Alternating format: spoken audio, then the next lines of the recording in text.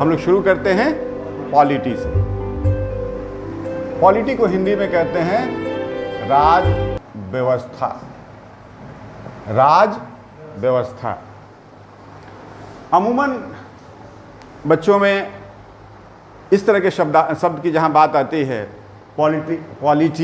Politics, constitution, policies, इन सभी शब्दावलियों में वो बहुत आसानी से अंतर स्पष्ट नहीं कर पाते हैं।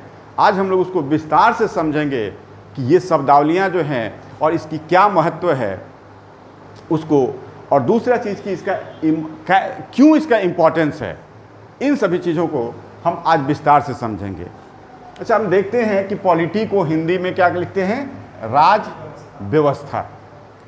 अब एक बात कहते हैं, इसमें दो शब्द है, एक है राज और दूसरा है व्यवस्था। इसी राज को हम लोग ये वाला राज्य भी कह सकते हैं, राज्य व्यवस्था। अब ये राज्य होता क्या है, कहाँ व्यवस्था?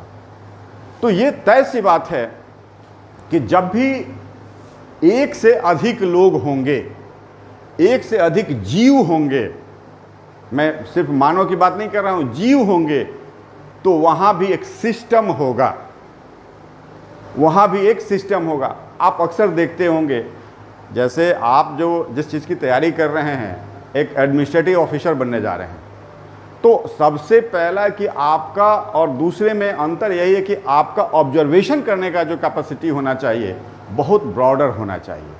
किसी चीज़ को हर एंगल से आप उसका ऑब्जर्वेशन करें, अवलोकन करें। तो आप देखेंगे अपने आसपास जब घरों में हैं, दीवार पे चींटियाँ चलती हैं,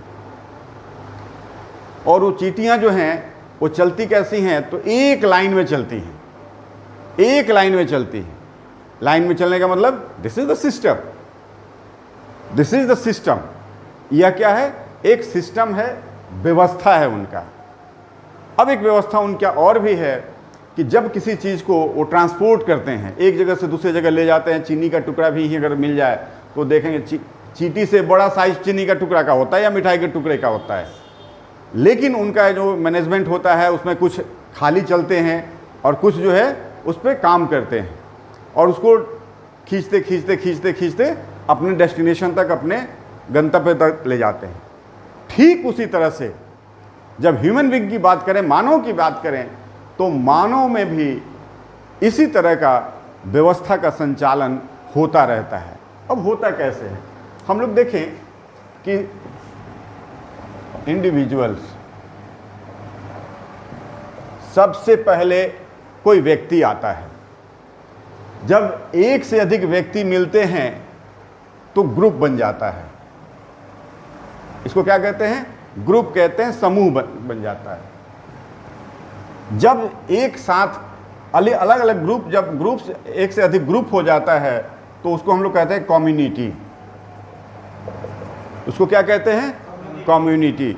और बहुत सारे जहां कम्युनिटी हो जाएंगे वहां बन जाएगा state. Got it? Individuals, groups, community, और कम्युनिटी जब बहुत सारे होंगे तो वहाँ स्टेट हो जाएंगे।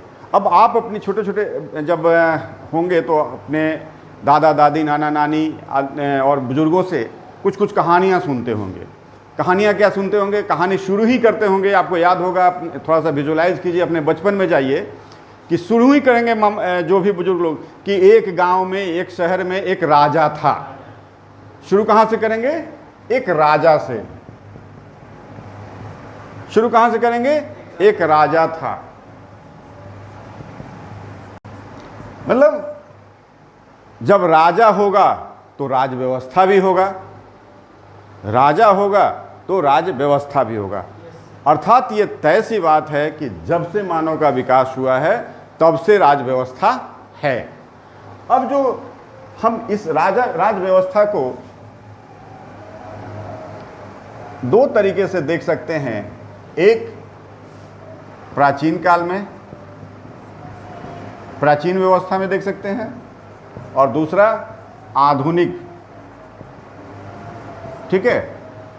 प्राचीन व्यवस्था में जो राजा हुआ करता था तो छोटे छोटे कबीलाई राजा हुआ करते थे, अपने एक कम्युनिटी का, एक समुदाय का एक राजा हो गया। अब राजा जो होता था वो राजा सबसे पावरफुल होता था। अब राजा कोई भी हो सकता है उस सोसाइटी के मानदंड के अनुकूल। सोसाइटी अगर कहता है कि मेरा कबीले का जो सबसे बुजुर्ग व्यक्ति है वही राजा होगा, तो वो उनका एक नॉर्म्स बन गया, एक नियम बन गया। और नियम जब बहुत सारे एक साथ जब नियम हो जाएंगे तो उन्हीं के कलेक्शन को हम लोग क्या कहते हैं, संविधान कहते हैं। और उस संविधान के नियमानुसार राज व्यवस्था चलता है। ये क्लियर हो रहा है? अब हम लोग बात करते हैं कि भारत या विश्व में ये राज व्यवस्था कैसे आई है, ये राज व्यवस्था आई कैसे है।